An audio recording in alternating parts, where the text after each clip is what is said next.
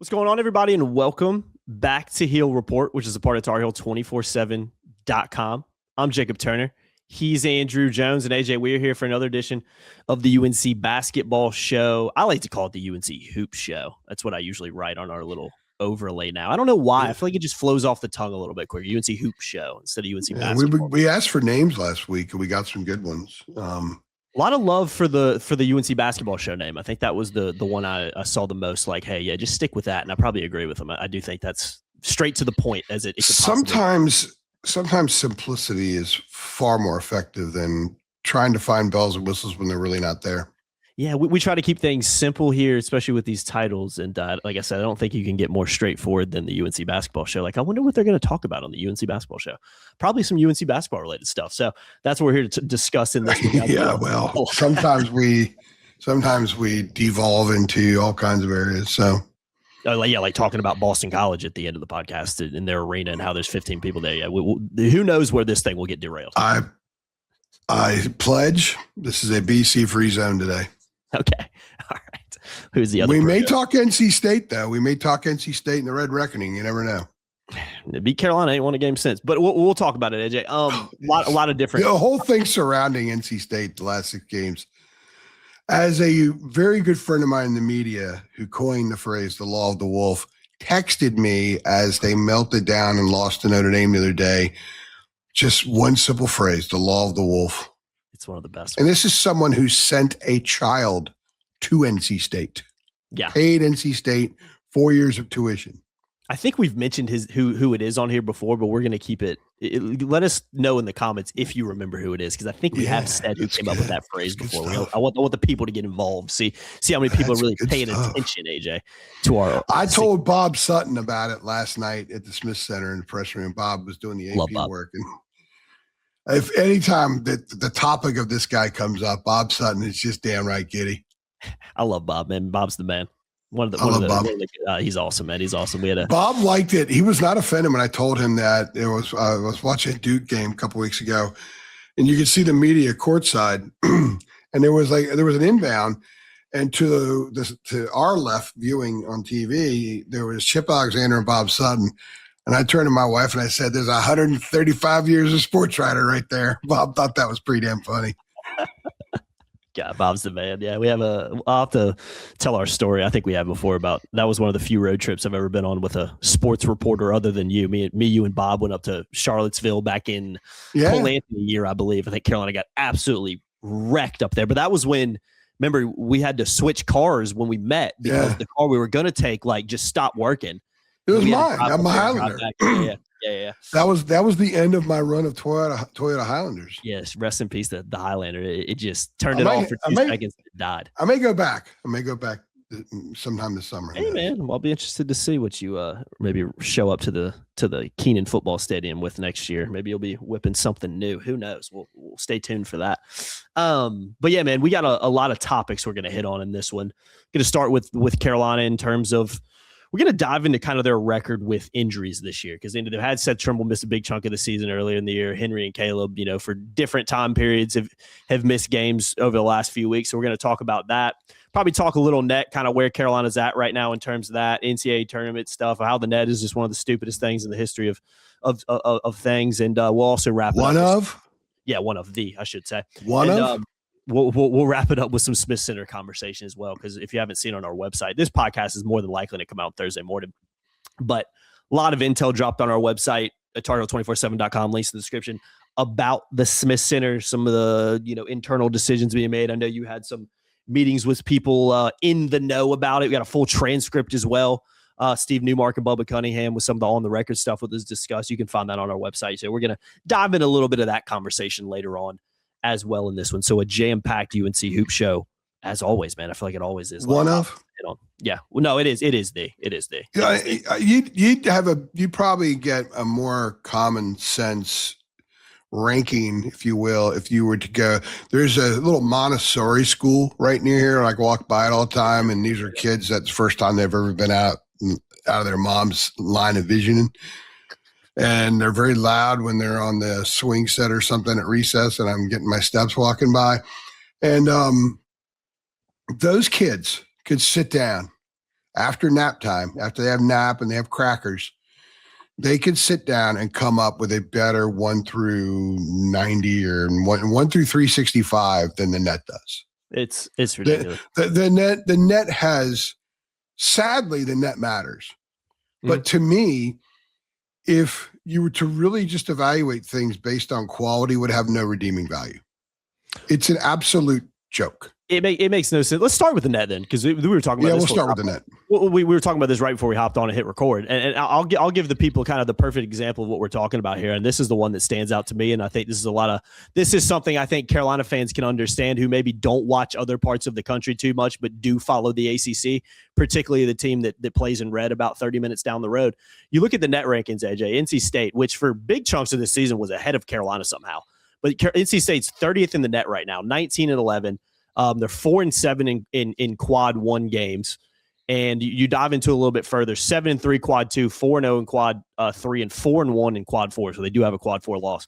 Directly behind them is a team that has lost 5 less games from them, is a few spots ahead of them in the ACC, that is 3-4 in quad 1 games. So played a little bit less than quad 1 games, but have a better winning percentage in those games.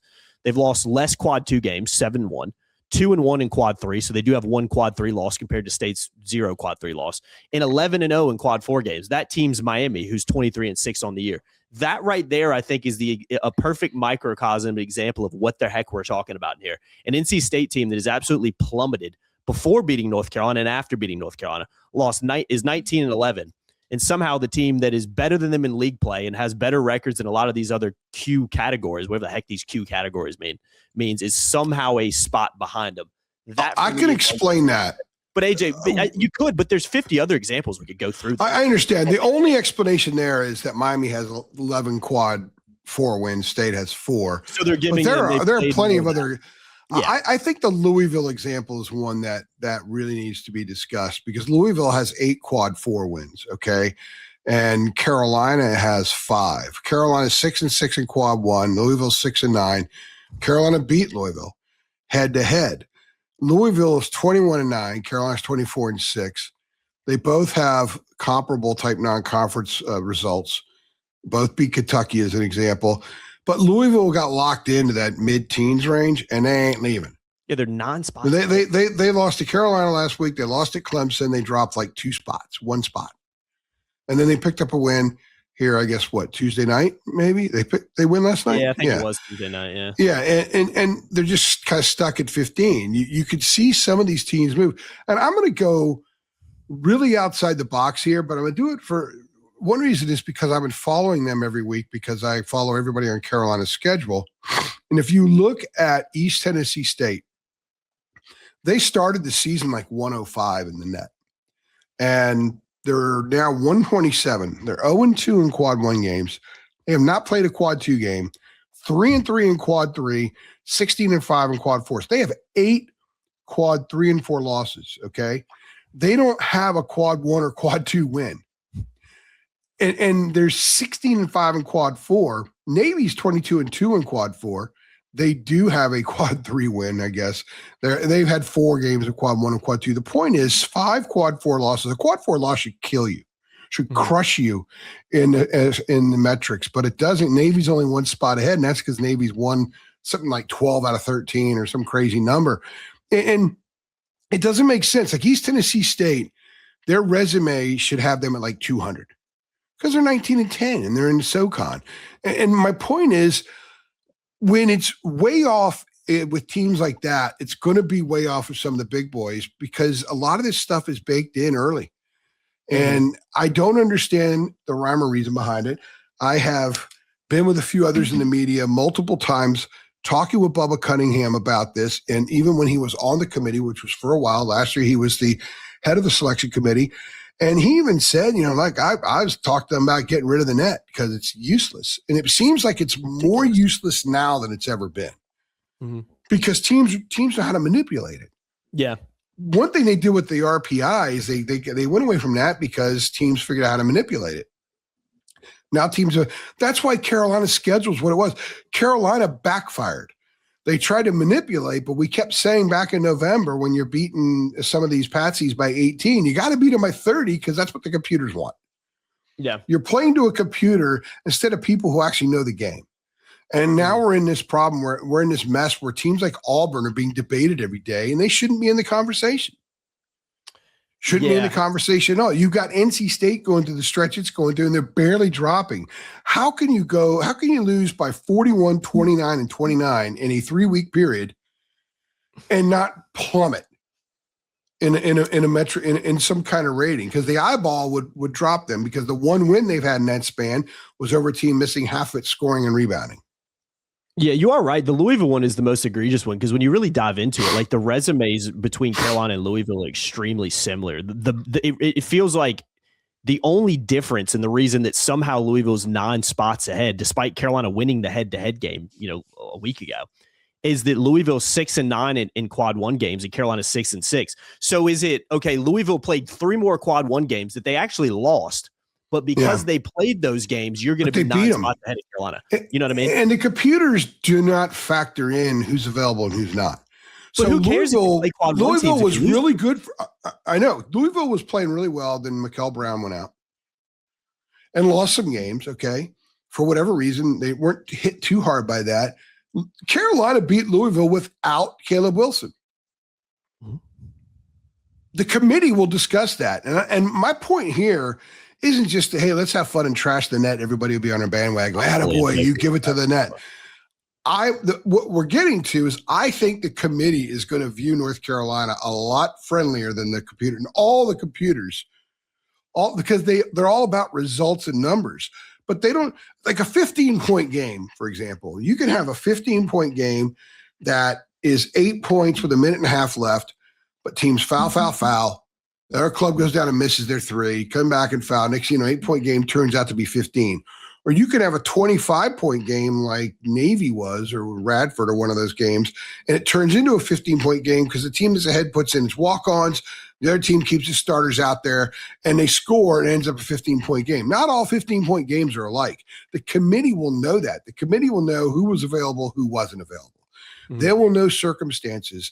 And it's pretty wild how we rely so heavily on metrics in college basketball big time. Evan Maya, Bart Torvik, we've got Ken Palm, obviously the net. And I look at all of them, and none of them have liked Carolina since about Thanksgiving. Yeah, it's like the mind was made up in November. Yeah. And it's Carolina's beaten Duke, guys.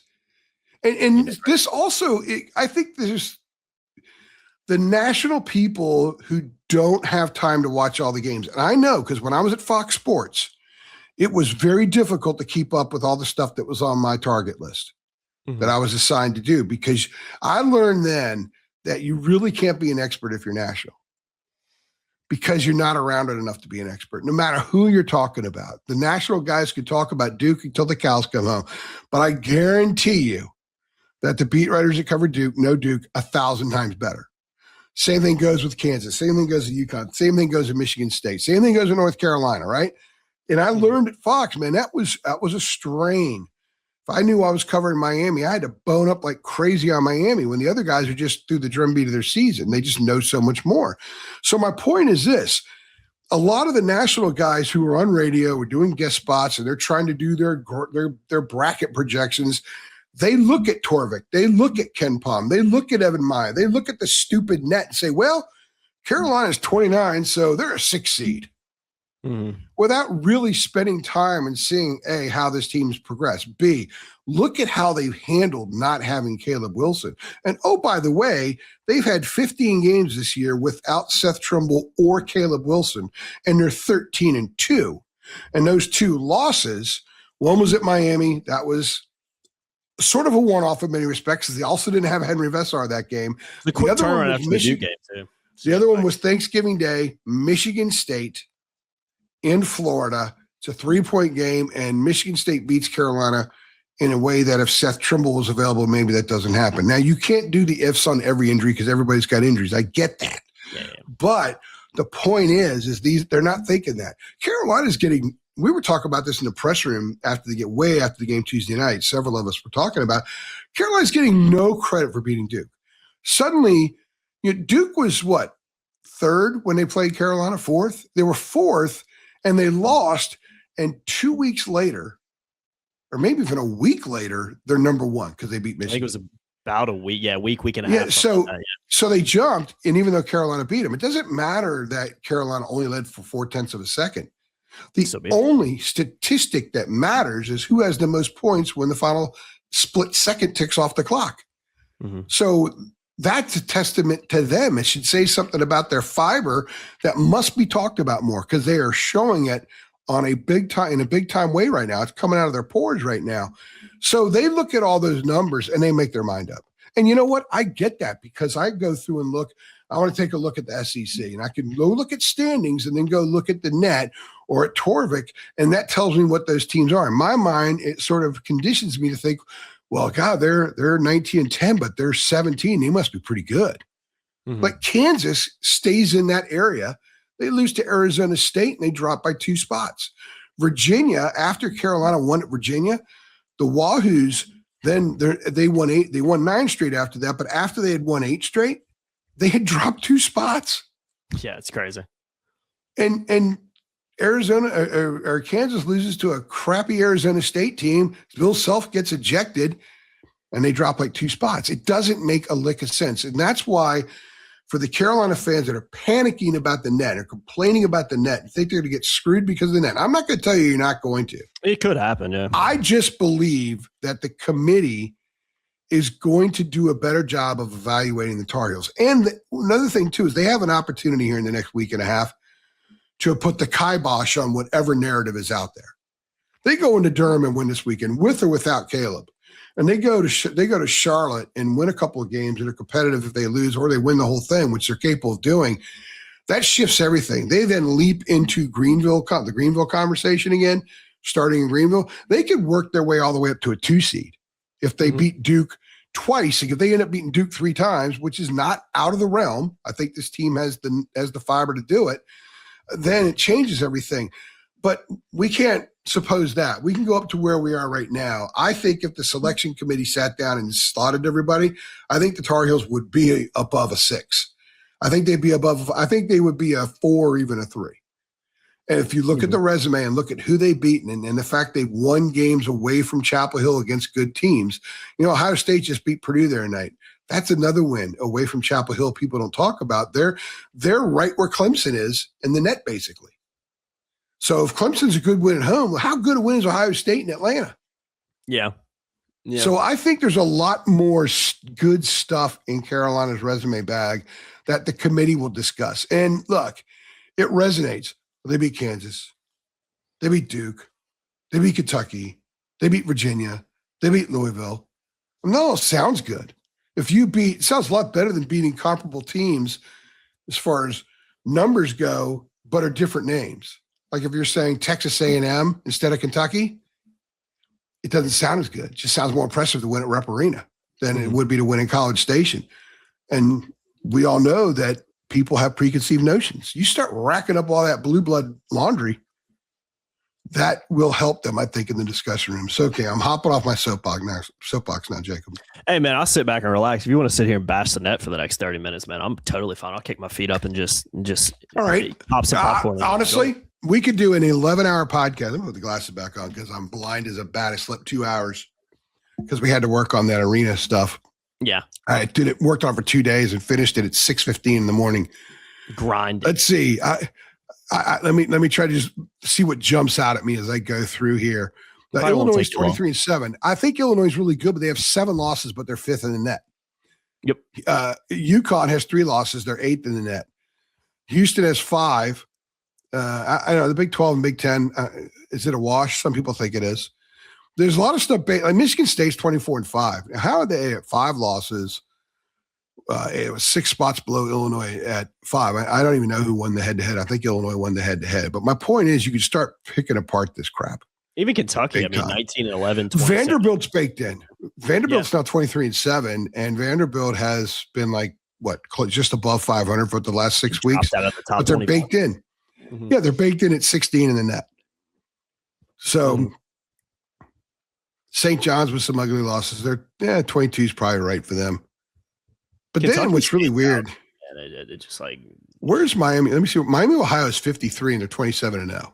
Yeah, it's insane. I mean, I get the confidence. Okay, they have just as many quad 4 wins as East Tennessee State, right? But they have no losses. They're still 27-0, but the conference they're in, from a historical standpoint, if this was 12 years ago, Miami of Ohio would be in the top 5 in the country. Because the MAC was better than all those leagues, the MAC, the Missouri Valley, the Atlantic 10, the Metro Atlantic, they were all better then than they are now, because now they lose their best players to the power conference teams. Now, like their second leading scorer, if he stays at Miami of Ohio, he gets $75,000. I'm just throwing a number out there, but he could go be the 6th man at Texas Baylor. and make 800. Baylor make 800,000. Yeah. So it's not the same that it used to be. And it's a shame, because Kent State was in a regional final in 2002. Ball State's been to Sweet 16s. Miami's been to Sweet 16s. They had Wally Serbiak. But still, 27-0 and they're 53. It just doesn't make any sense. Even like the St. John's, like being 2 spots ahead of Carolina. I mean, Carolina's played 4 more quad 1 games than St. John's has. St. John's 3-5 in quad 1 games. Carolina's 6-6 in quad 1 games. Somehow they have, identical records. Somehow St. John's is 2 spots ahead of them. And mainly when you break it down, AJ, it's really because, St. John's played 6 more quad 2 games in North Carolina, and they're 9-1 in those games. So we're going to give St. John's therefore is ahead of North Carolina. It's just, I can't stand it, man. I just think it's so inconsistent, and I don't understand how, and like you said, these teams get baked in like November and they don't move. But here's the committee. Hard. But if you're in that committee room, guys, let's talk St. John's. St. John's, North Carolina, right? Did you see them miss their last 24 shots against UConn? Now, Carolina's been punked once. SMU pulled away, but Carolina's been punked once, and that was without 46.4% of their scoring and 46.4% of their rebounding against a charged up opponent that puts all its eggs into that basket. Carolina just didn't meet the fight that night. But what have they done since then? That kind of rattled the cage some, and they've been much better since then. St. John's was healthy, and they missed their last 24 shots against UConn. You have to look at it in certain ways like that. And I think the committee, I'm probably giving them more faith than I should, because I don't know. It's just a hunch more than anything else. But certainly if you and I were on the committee, and probably 80% of the people watching and listening right now, I would literally parse over that stuff. You have to get it right. Mm-hmm. Everything is that they play the college basketball season is long, and it's a grind. I was talking to Seth the other night. He's just banged up everywhere, and he missed 9 games, but he missed 9 games with a broken bone in his arm. Right. Mm-hmm. So you have to do it right. If they just sit down and say, yeah, well, these computers are smarter than us, even though they've never bounced a ball before in their lives or blown a whistle, let's go ahead and rely on what some stupid computer says. Yeah. It's lazy. It all goes back to also about it. It's lazy. It's what it is. It also goes back to why I think they should have former coaches on the selection committee. I mean, can you imagine Jay Wright as head of the selection committee right now? Imagine Tony Bennett on the selection committee, guys that are retired. Yeah. Imagine Coach K on the selection committee. I can go on. And how about Roy? Yeah, I was about to say Roy. Yeah, I can go on and on and on and on. And so you're saying you should have people who know basketball and have maybe worked in the sport to make decisions instead of just like random. You don't need the athletic director at Texas El Paso on the committee. No, it doesn't make any sense. I agree. You don't need the president at Longwood on the committee. You need to have people who know what the hell they're looking at and understand the dynamics of a season, and understand that if you play 2 road games on a Saturday and a Monday in a quick turnaround, how difficult that is. Mm-hmm. The degree of difficulty should be factored in there. I would love to have a couple of cameras in a room with the names I just mentioned and throw in some other former coaches, guys, even older guys that haven't coached for a while, the Jerry Wainwrights of the world, right? Get them all in a room. Get Dave Odom in there. They know ball. They should be assigned regions. They can watch the other regions so they don't get a bias about their own region. I think a lot of those guys would, if Roy didn't, by the way, Roy's going to start golfing at the end of March, but if Roy couldn't golf, he would sit there and watch basketball all the time. He loves ball. Oh God, yeah, he does. Man. I would love to see how those guys would handle it because they would understand and they would know, man, well, they didn't have their two best players. So we really shouldn't even count that. Let's put that game over on the side. But the metrics are like, oh, they got their butts kicked by 24. Let's kill them. Let's drop them 5 spots. Yeah, the context is important in life and in everything, in everything, sports, business, whatever. I mean, you have to understand the full context of it. You can't just look at a number and be like, well, they did this and that. But it's like, okay, but they're missing the two best players. So it's like those things have to matter because, I mean, any team's going to struggle when they're missing their two best players. But to move this thing on a little bit, just to expand on kind of what you were talking about a little bit earlier with what the Tar Heels have been able to do with some of the injuries they've had this year. You mentioned, Seth missed 9 games. Caleb has missed 6 so far. Henry's ended up missing 2 games. UNC's 13-2 of those games. So the loss came to NC State without Henry and Caleb both being out, going on the road to Raleigh, a game that State put every egg in its basket possible into it and had the bedazzled belt afterwards to show how much it meant to them. And they lost to SMU early in the season without Seth, which might as well have been 6 years ago at this point. So you look at that and you say, damn, that this speaks to, I think, what we talked about in 3 things on after the Clemson game is resilience. It shows, I think, that the resiliency that this team has shown. They're 11-4 with their full roster. But when you break that down, AJ, you can say, okay, Carolina had a bad 2 weeks. They went on the road to SMU, didn't play well, lost the game. They went on the road on a West Coast trip they have never done before, first time in conference play because the ACC decided to expand it from the Atlantic Coast Conference to the All Coast Conference. So don't make me go off on that. And Carolina goes and they lose back-to-back to Stanford and Cal. So you can look at that and say, okay, Carolina's season, there's 3 losses right there. They've been 11-4 full straight. Has come down to a bad 2-week stretch. But then you say, okay, but what did Carolina do after that bad 2-week stretch? They beat Notre Dame at home convincingly. They go on the road to Virginia, get out rebounded by 6,000 and still come back and win that game. They go on the road to Georgia Tech, who's absolutely horrendous, but they win that game by 16. They play Syracuse at home, beat them by 10, should have beat them by 30. And then they play Duke at home, and they win on a last-second buzzer beater. That's 5 wins in a row after a bad 2-week stretch. So I think this team, and the reason we wanted to dive into this a little bit more is the resiliency that I think this team has shown, not only dealing with these injuries, not only coming off a bad 2-week stretch and responding in the way in which they did, but there's so many other things that I think has happened this season that maybe isn't being talked about enough with, again, Kyan Evans kind of being the starting point guard coming into the season, Carolina having to having to shuffle that halfway through the year, put a true freshman out there and still having some issues. Carolina's dealt with that. They've dealt with other guys that maybe were come in and expected to do a little bit more and haven't done that much. They've had guys like Zayden High who have struggled for playing time this year, gets an opportunity and takes advantage of it. I mean, you can look at this coaching staff down, you can look at individual players, and you can say, man, this team has been pretty darn resilient this year because a lot of teams, AJ, I don't care who you are, man. If you're without Seth Trimble, your senior leader for 9 games, you're without Henry and Caleb, especially Caleb for 6 games, and you go 5-1 missing your best player, don't you deserve some kind of credit for that? Doesn't that show the type of makeup that this team has? So I think that's another thing that is a good sign going into, now that we are in March, going into the postseason with 1 regular season game remaining, is we talked about this on 3 things too. You're not really sitting here and being like, man, this team has regressed. Man, there's a lot of red flags popping up all over the place. Like, I know they've had some injuries, but God, this team, it just looks like they've gotten a lot worse in the last couple of weeks.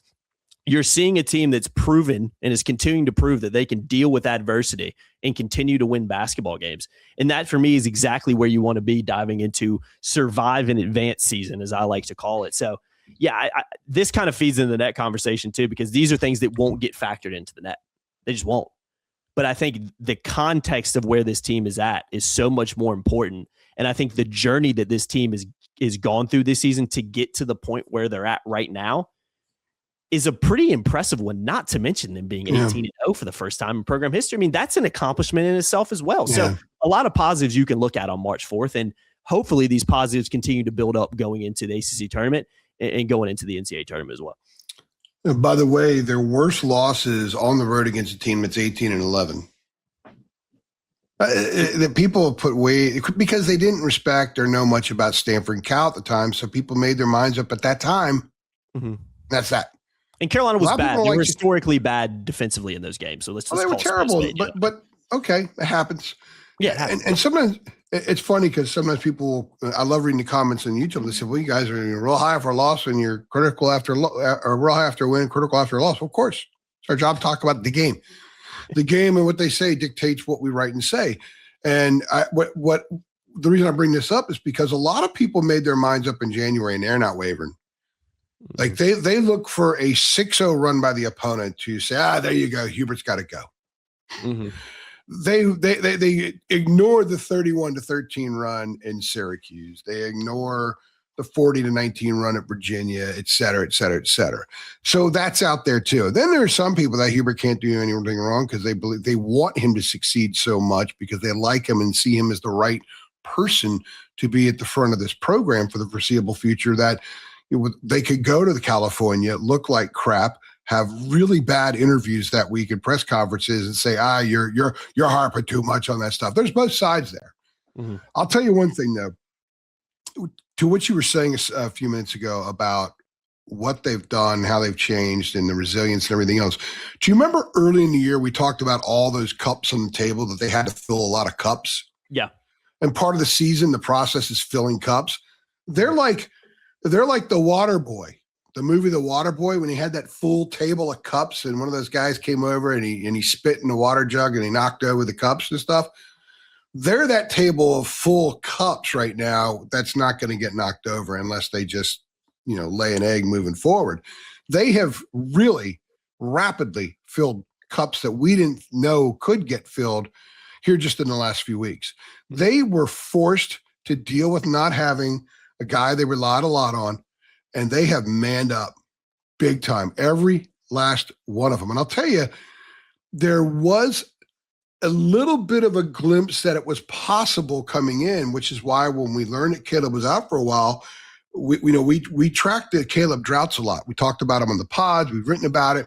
So I went back and outlined every one of Caleb's droughts in chronological order. When I say droughts, he didn't score for 20 minutes stretch against Michigan State, 20 minutes and 12 seconds, whatever it was. Then he had other stretches where like the final 16 minutes or 13 of the final 15 minutes up until the 2-minute mark, whatever it is, he doesn't score, he gets one basket, a couple free throws, and that's that. And what you saw by tracking that over time is that the Tar Heels started playing better and started scoring more during his droughts. Part of it was Caleb learning how to handle double teams better, passing out of them. Part of it, obviously, was Caleb being on the floor, bit of a decoy. He generates so much attention that it opened things for the guys. I get all that. But one of the points I tried making a few weeks ago, and we talked about it on a pod as well, is one thing it did was other guys were scoring while he was also on the floor. They were becoming less reliant on him to put the ball in the basket. The last 14 minutes or whatever it was against Virginia had one bucket, and they overcame the 16-point lead that day, and they won that game on the road. He scored 2 of their last 38 points against Duke. I could go on and on and on, but how about the comeback against Louisville? He didn't even play in that game. So they're scoring without looking for him anymore. I do think they missed him some against Clemson because Clemson put so much into stopping Seth that if Caleb was on the floor, there's no way Clemson would have put 4 or 6 eyeballs on Seth, because then what are you going to do with Caleb and then Henry? Which is why Seth being a driver now, again, is so huge when Caleb comes back, because you legitimately have 3 guys that could go off for 25 or 30 on a given night. That is how you have that component on teams that can win significant number of games in March. They have that, right? So they've added a lot of stuff without Caleb, but the inspiration has been Caleb. They all recognize how good he is and how much he does for them other than just scoring. And Seth outlined it Tuesday night. He brings so much. We all had to take a piece of it, each of us, and elevate. Mm-hmm. And they've done that. So when he comes back, provided they don't exhale and say, he's here now, he's going to save us, he's going to help us, we don't have to do all this. If they continue to do that and add him to the puzzle, this is the possibilities are significant and considerable. And I think the last few weeks covering this team has been the most fascinating and somewhat enjoyable part of the season, because we've seen other stuff. We were getting dangerously close to having to write and say the same things all the time. Oh yeah, I don't like that. Last year was so hard. Last year was so football was just a nightmare. What am I going to write about again? Oh yeah, the same thing. Geo completed 9 of his 12 completions were 3 yards or less downfield. And no other quarterback has entered the game ever. And no other quarterback has entered the game. Yeah. Carolina's down by 648, and there's the starting quarterback. Anyway, we can do that for another time. Yeah. But it's made it a lot more interesting. And you can just see in Hubert, the trust in his team has exploded across the board. He knows they're good. And I'll tell you right now, they're better than 2022. They would beat that team. They're better than them. People only think about that team the last few weeks. This club's been better during the course of the year.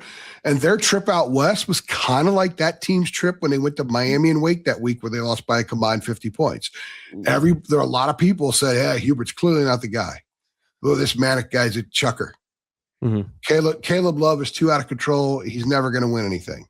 Remember all those conversations? Well, that changed. Maddox was pretty damn good. Caleb was massive in the tournament. His jersey is honored, I believe, at Arizona because he's a damn good player. He's starting in the NBA or playing a lot in the NBA, I guess he was. And Carolina played for the national title. So this team is generating the toughness that team built kind of at the same time of year. Because they had to be tough because it was just 5 of them basically. And then a little bit of Puff and maybe, a little bit of Puff pretty much, right? Puff was on the floor at the end. He was on the floor when Caleb hit that 3. Yeah. And as it turned out, we saw what happened the rest of Puff's career. So they were able to do that. I think they're just better. I think the bench is better now. They have 2 players, maybe better than anybody that team had. Maybe it's up for discussion. I think they're more better team. I think team is keyword. Yeah, they might have that team might have had some better individual parts in certain areas. Like who would you trade, RJ Davis or Derek Dixon? You take RJ Davis, but what I mean? No, that close backcourt was a lot better. Yeah, but I'm talking about just the whole of the team. I agree. I think this team would present them a lot of matchup problems. They would present some too. But when people just think about like the Duke game and beyond, that team was special, obviously. But that wasn't the better too. But we didn't see that until the Duke game. They haven't had that Duke game yet, and we're seeing a lot more from this team now. That's my point. Like this time, at this point in time, I'm not talking about first halftime of the national championship game when they're up 15 over Kansas. We don't know what's going to become of this team. They may fizzle out, and it becomes an idiotic comparison, if you will. I'm just saying. There. Yeah. At this time, 4 years ago, they're coming off the one sneaking out a win at home over Syracuse. When I'm drawing a blank on his name, Cole, what's his face, went for 36 against Syracuse, and Hubert put Leakey on him the last 5 minutes. He never got touched, and then RJ hit that shot in the lane to save the Tar Heels that night. They beat Syracuse on a Monday, and the whole nation's talking about Duke and Coach K in his last home game, and Carolina goes in there, just takes care of business. That's when they shifted that week. This team, even without Caleb, I think has already shifted. Now you add Caleb to what has shifted, then the potential is pretty significant. I'm not saying they're going to the national title games. I think the top of the country is better now than it was then too. Yeah, they've shifted. They've shifted. Yeah, they've shifted in a positive direction while dealing with some of the biggest adversity you could possibly deal with. Yeah, you look at the Final Four that year. I just think that a potential Final Four this year, if the top 4 of the top 7 or 8 teams go, I think it's a better Final Four. I think they're better teams right now. Yeah, I could definitely agree with that as well. Yeah, there's a lot to like about this team and the human nature aspect of it too. We'll move on to the Smith Center in a second, but just you lose your 2 best players, in particular Caleb, who's been out for 6 games, and when you get that news, you could easily go, "Woe is me. Season's over." Like, guys, what are we gonna do? How are we gonna season's over, guys? Henry's out for at the time when you learned about it. We don't know how long he's out. Misses a couple games. Okay, not as bad as we thought it was. He's going to miss 6. Someone tells that team, Caleb's going to miss 6 games. Whole coaching staff. You don't remember what the fear was. Everything can dip. That's the human nature aspect of it. That's why I keep throwing out these words, resilience and growth, because these are things that a lot of other teams haven't had to deal with. And there's a lot of teams that are playing great basketball right now, but are not playing great basketball while dealing with missing their best player for 6 games and dealing with missing Henry for a couple games, who's their second best player and makes up one of the best front courts in the country. So that for me is a winning recipe and a winning formula. Like you, I'm not coming on here saying Carolina's going to win the ACC tournament or go on a run and win the national title game. But you can look at certain things with this team on March 4th and say, I could see that happening a lot more likely than I could see the reverse happening, where Carolina goes to Charlotte next week, loses the first game, and loses in the first round of the NCAA tournament. That doesn't seem as likely right now based on what we've seen from this team. And if you can get Caleb back in the mix and he can gel back with this team and kind of understand his role and maybe say, hey, I don't have to shoot 15 times a game. Like we have other guys that are making up for it and have stepped up when I've been out. If he can come back there and kind of seamlessly blend in with this team, all of a sudden you've got one of the best players in the country returning to your starting lineup, and that should elevate this group even more. So I think the main overall takeaway here, AJ, people watching, there is a lot of things to like about where this team is at right now.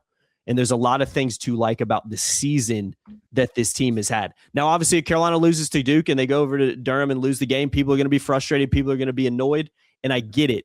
But make no mistakes about it. We'll talk about it in the Look Ahead show. That is a very, very difficult matchup that North Carolina is going into with Caleb or without Caleb.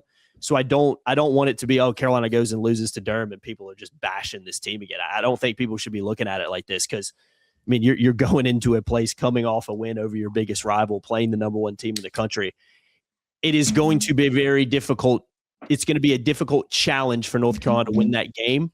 But I think this is a team that is capable of winning that game. And that's where you want to be this time of year. So, yeah, just a lot of positives, I think, that people should be feeling right now about where this group's at. One comparable is Texas Tech without JT Toppin.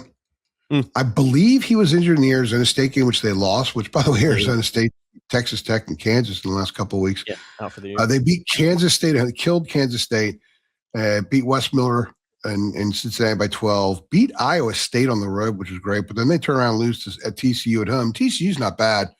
Mm-hmm. They have a home loss to Notre Dame on their resume. People like to trash Notre Dame. So looks like Texas Tech is kind of doing what Carolina has, but I hear a lot more chatter about them. It's weird how Carolina just doesn't get the chatter. It's North Carolina. It's kind of weird. People made up their minds a long time ago. They made up their minds a long time ago, and I'm kind of going back to that again, I guess. I can't. We had a long conversation, several of us in the press room Tuesday night about it, long after the game, way after the game, way after midnight. And it's just a fascinating thing because I've always seen Carolina sometimes maybe a little overvalued than undervalued. I think they're grossly undervalued right now. I could be proven wrong in the next few weeks. And when you do this for a living and you come out and you say things, you're going to be wrong sometimes. That's part of the deal. But at this point in time, I really, really like where this team is. I like what they've done. I think Hubert's done a phenomenal job most of the time since Caleb went down. I think he's handling it well. Boy, his messaging has gotten a lot better the last couple of weeks. He's making the right subs. He's riding the right kids in games. He's making really good decisions. I thought the timeout after Jaren's offensive rebound Tuesday night was huge. Ends up with a Derek 3. And then the defensive call on Clemson's last possession, they took out all 3 3-point options on that possession, forcing Dylan Hunter to drive. And then Luka did a great job defending that drive. Forced an off-balance shot, similar to how Henry on the switch forced a little bit of an off-balance shot by Boozer late in that game. So these are things this team didn't do 2 months ago. I mean, Luka guarding a drive like that, it was a dunk. Yeah. It was a layup line. But he had multiple defensive series the other night in which he guarded the drive and kept the drive away from getting to the rim. That wasn't happening before. Lots of little examples about how this team has gotten a lot better. But when Caleb comes back, they can't relax and say, he can save us now. Yeah. No. They need to add, but they just need to add, period. Yeah. Just like in basketball, they're either going to add to the Dean Dome or they're going to build a new Dean Dome that is majestic. How about that transition? Fantastic. Point to the passer, man. Point to the passer on that. I don't know why Carolina doesn't point. I'm gonna do my Luka Bogovac fist pump. Yeah, whatever it was. I can't do it. I'll hurt my shoulder. Was that like his Roger Federer fist pump? Yeah, pretty much. I love. That was a little Roger Federer. When it was doesn't Federer do something like that? Yeah, the Tiger. I always go back to the Tiger fist pump. I'm not a big tennis guy, but the Tiger. Tiger's this though. Big play. Yeah, Tiger had the tennis clutch. Yeah, that's true. Yeah. You go way back in the day, like with like Monica Seles and hit him with the tight fist. After or the Williams sisters had that a lot. They did. That's the tennis fist bump. Yeah, it's a or tennis fist one. It's a clench. little bit more, But controlled. Luka kind of little Tom Brady, man, or how about the 60-yard field goal to win a game fist bump, or to give you a 3-point lead or 2-point lead with like 4 minutes left? That kind of Yeah, it was a big arm time. pump. It was a big time fist bump. I like to see the emotion. I'm not doing it because I'll injure myself at this Your stage. shoulder will rip out of well, my place. shoulders are dead already. Yeah, too many athletics as a growing up, AJ. That's what'll do it to you, man. Too many something. Let's talk about the Smith Center real quick before we head on out of here. Again, go check out our website. Stuff came out on Wednesday afternoon. I know the university's put a lot of stuff out as well, kind of. Yeah.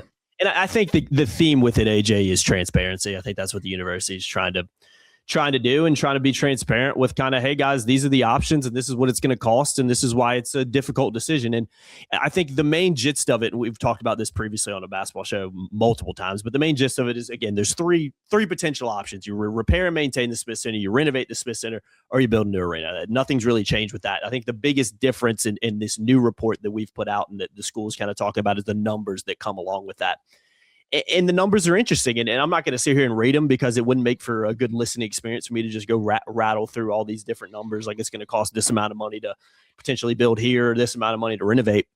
But I think the what people and fans want to know, I think number one is what's going on with this decision. What's the timeline on this decision, and when could something potentially happen? So I know you had some conversations on and off the record with Bubba and Steve Newmark again, but what were some of from someone who was in that room, what were some of your kind of biggest takeaways from the latest kind of update with what's going on with the Smith Center? And am I right for kind of sitting here and saying, okay, there's more transparency now. I see more numbers now. I see where the decision-making process and the thought process is, but it doesn't feel like we're necessarily any step closer to a decision being made. Am I reading into it that in the wrong way?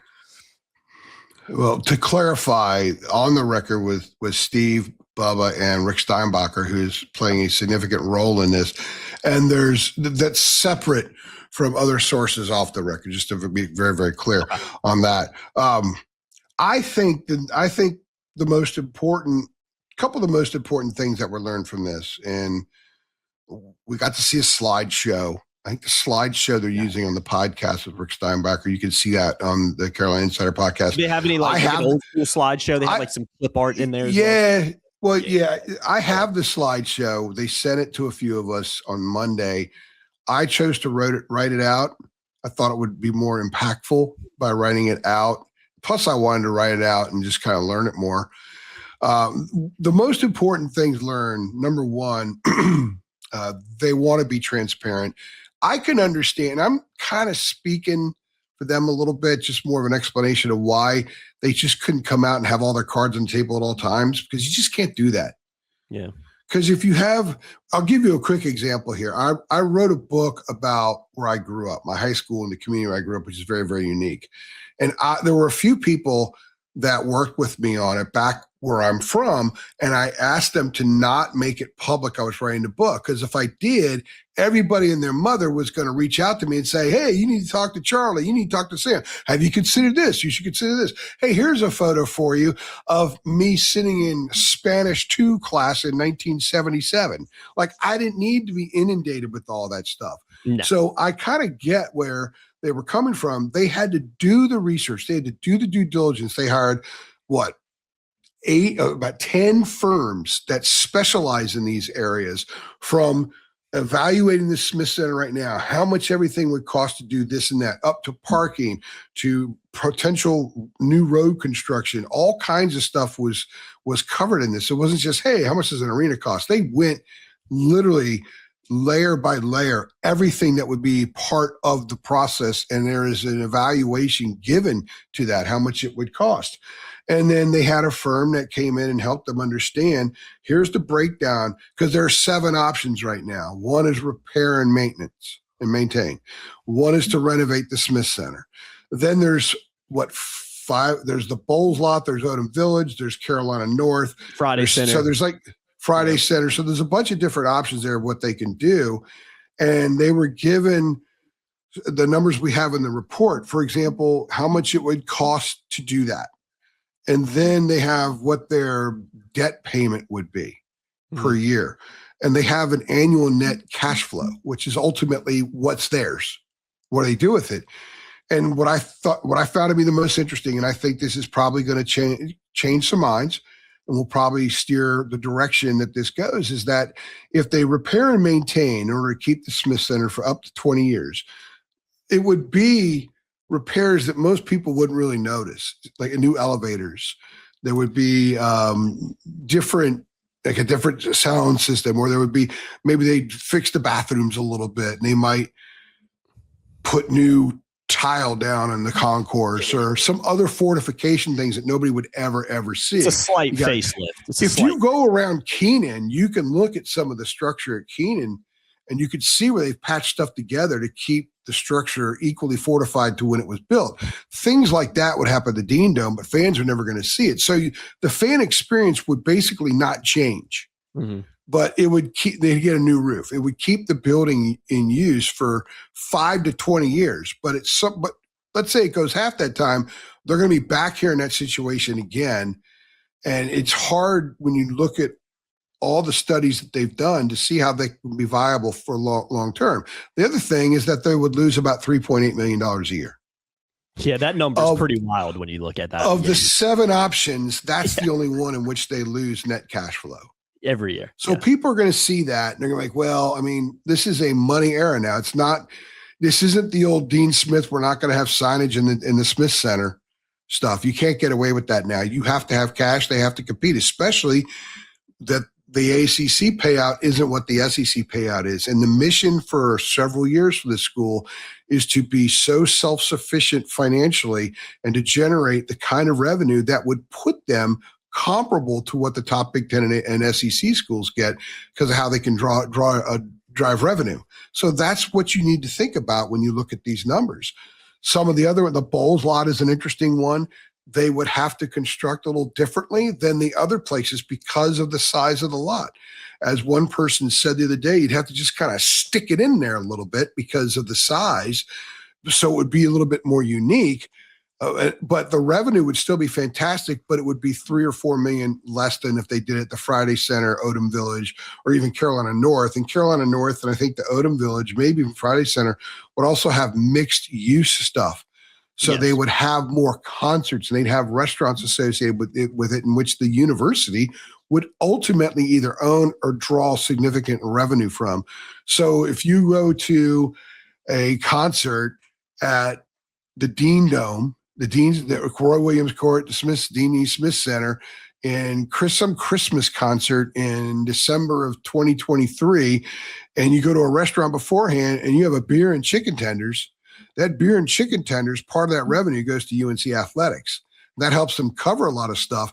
And one of the things Mac Brown was very clear about was at first with NIL, he's like, I got to call boosters, donors, and say, hey, we need a new locker room. We need $75 million for a new locker room.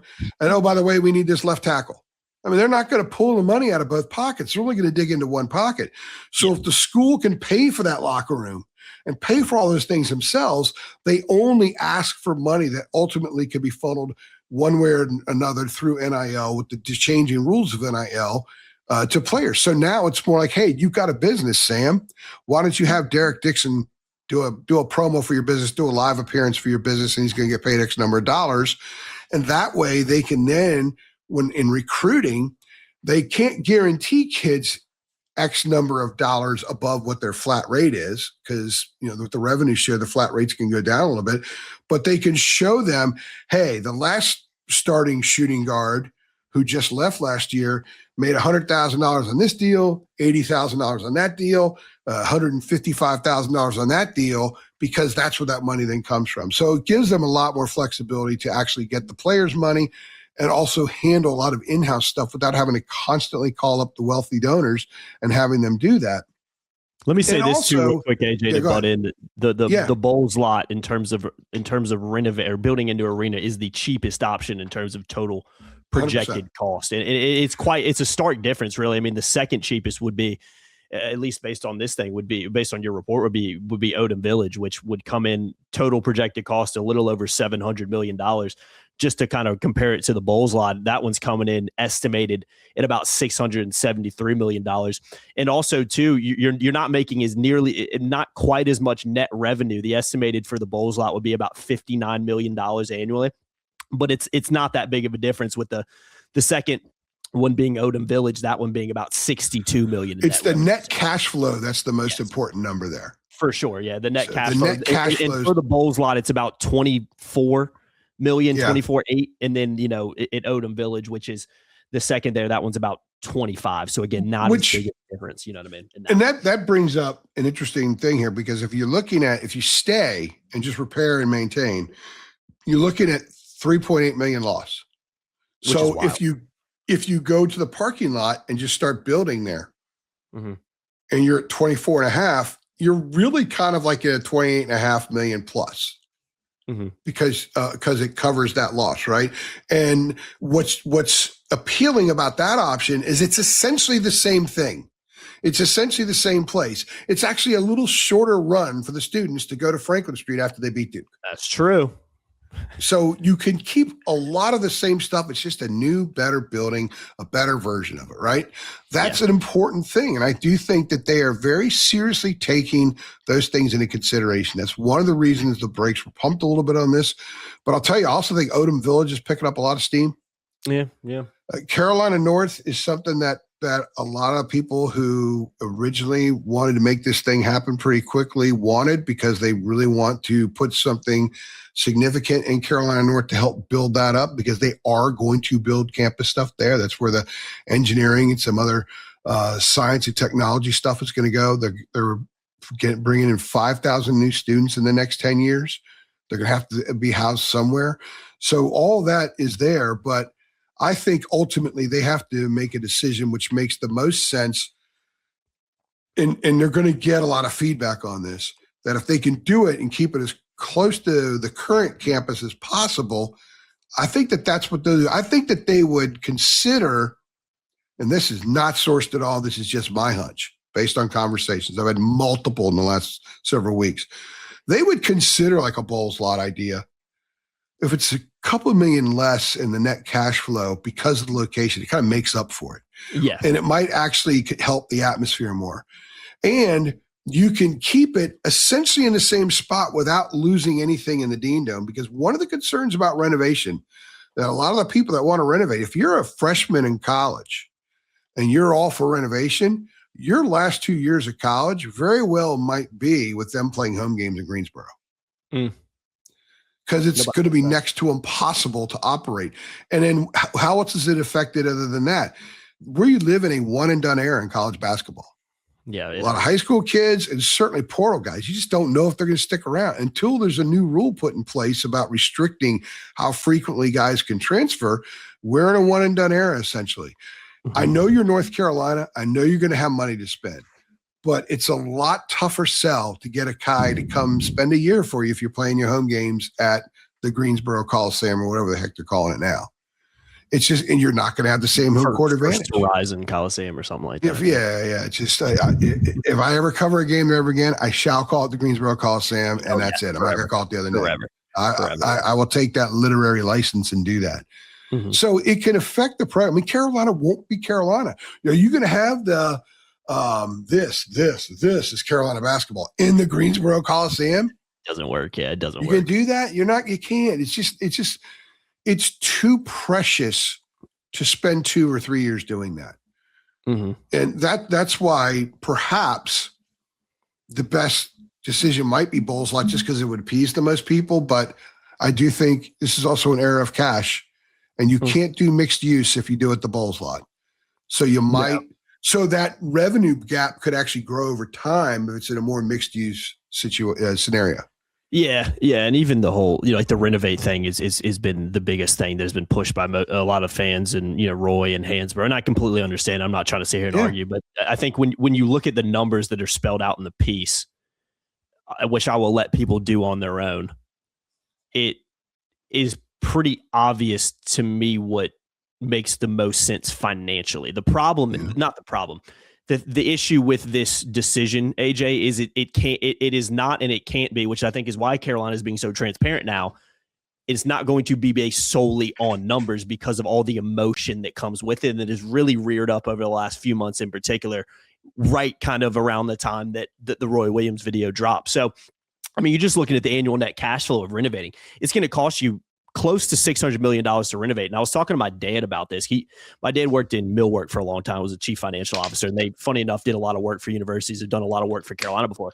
But he said the number one thing you have to understand is when you go into this, and I'm sure some of these numbers reflect that, but especially when you're renovating a 40, 50-year-old building, is, yeah, you might estimate that it's going to cost you about $590 million to renovate it, but you're not really going to know until you get in there. You might get in there, start drilling a hole in something and realize, oh man, there's a crack in the foundation here. We got to spend another $5 million to fix this.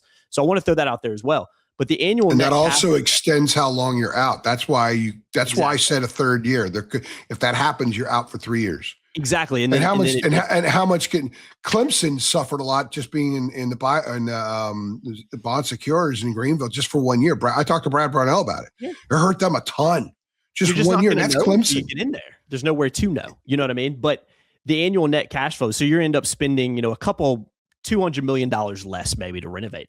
But the annual cash flow numbers, AJ, are staggeringly different. I mean, the annual net cash flow of renovating is about $4 million compared to the new arenas, which is anywhere from, $18 million annually to high 20s. So again, I know this decision is not going to be solely based off numbers, but I do think when you read this and you dive into the numbers and you take the emotion out of it, you kind of walk away and say, well, I know what makes the most sense financially, at least. You know what I mean? I think that's why Carolina has chosen to be transparent with this as much as they can be, at least.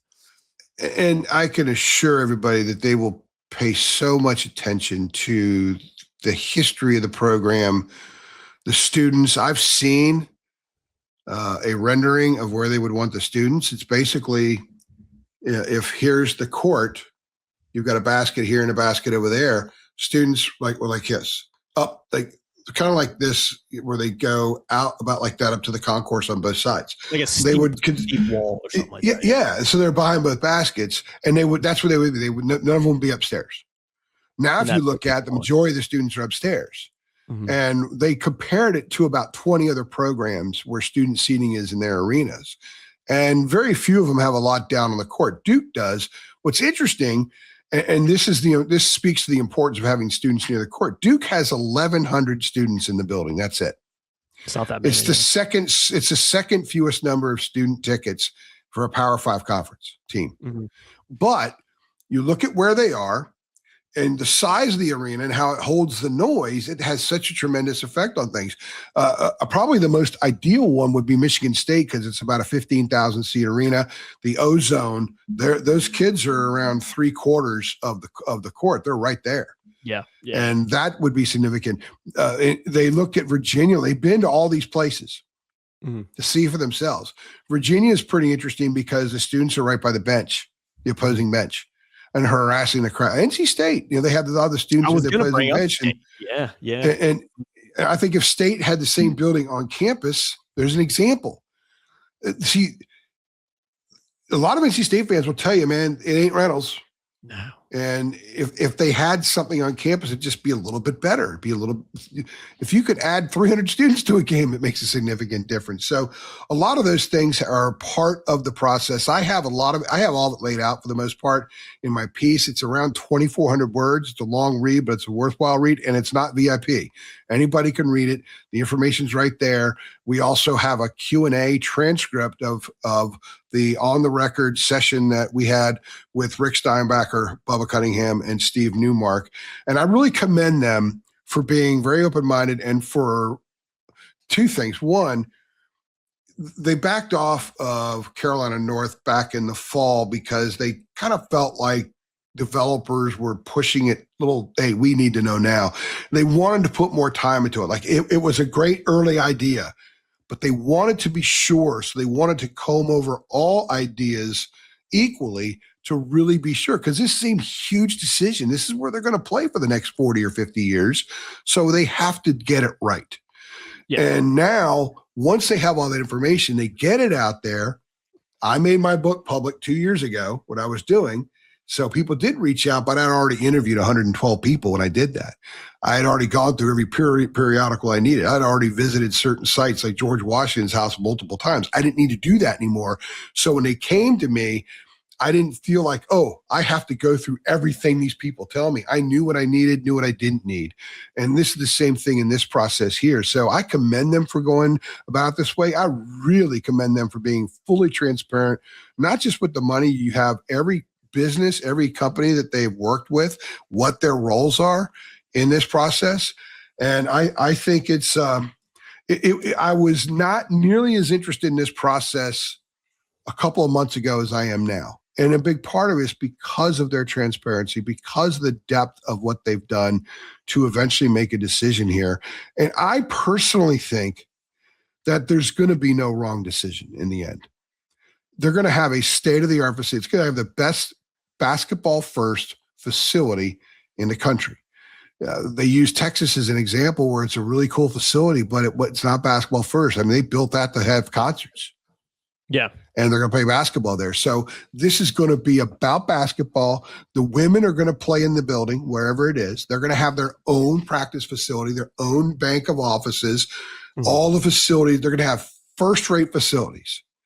Everything's going to be state-of-the-art, and they are going to lavishly blanket the place with the history of this program. They're not going to leave any stones unturned when it comes to that. Everyone's going to be happy when they see what they do. Roy will be happy with it if they do it that way, because it will still be Roy Williams Court and Dean E. Smith Center. There will be other things sponsored. They're going because you got to bring in revenue. You get naming rights on the practice facility, naming rights on the offices, naming rights on this and on that, certain concourses and stuff. So I look forward to seeing and if they renovate, they're still going to do that. And also the size. Even if they renovate, they're going to go down to 16,200 between that and 17,700. Let me explain that real fast. I know we've gone way longer than we expected, but the reason, there's multiple reasons. And I'd asked if it was because it's harder to get people in buildings now, attendance everywhere. Although it's not really down, like baseball had their best year ever last year, for example, and you would think it's kind of down, but it's not. Carolina's done pretty well with attendance this year, but it's not because they can't always fill the Dean Dome, because they play Radford on Tuesday night and there's 16,000 people there. That means there's almost 6,000 empty seats. It looks bad on TV. The reason is that if you sit in the stands, and any of you that are watching right now, if you're over 5'10", you probably know this, it's a tight squeeze with the people in front of you, because there's 33 inches from the knees of the average person now to the seat in front of you. The industry standard for new structures today is 44 inches. That's 11 inches. That's almost a foot. It's huge. That's one of the big things I've always said about the Smith Center. If you go sit in the Spectrum Center, I'm actually going to a Hornets game this Friday. I can kind of sit and relax a little bit. You're in the Smith Center, you're like this. It's sardines. You're packing like well, and it's the width of the seat. People are bigger now. So you saw what they did with Keenan. When they put chairbacks in Keenan went from 63,000 to 50,500. So not by natural process, there's going to be few number of seats. So it's not to make it a hotter ticket item or anything like that. It's just to make it a better experience. They are going to be very committed to the elite fan experience because they want people to go. And the tickets are going to be expensive. And people that want season tickets are going to have to pay quite a bit of money.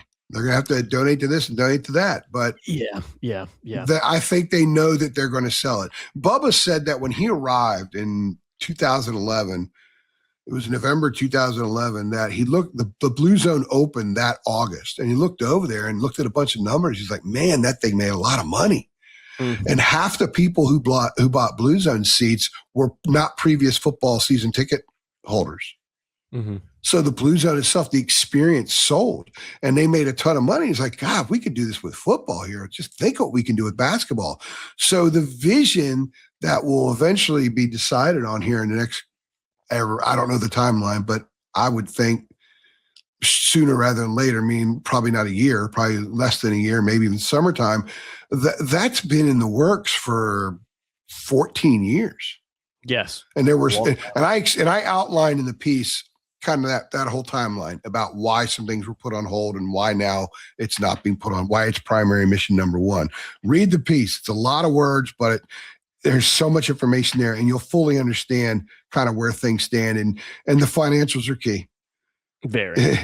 It's all business, man. Just like us at home, the financials are key. It is. I mean, let's not forget. This is you can't just build a new arena and lose a crap ton of money, or renovate a new arena and lose a crap ton of money when you do it. Like the financials play a factor, especially in the NIL era and just the world we live in general. It's all about the money, man. So yeah, I understand the emotion that comes with it, but you got to be insane to think that the numbers don't play a massively huge factor in this too, because that's just life, guys. It's just life in general. So yeah, pardon my long-windedness, but no, you're good. There's a lot to break down today.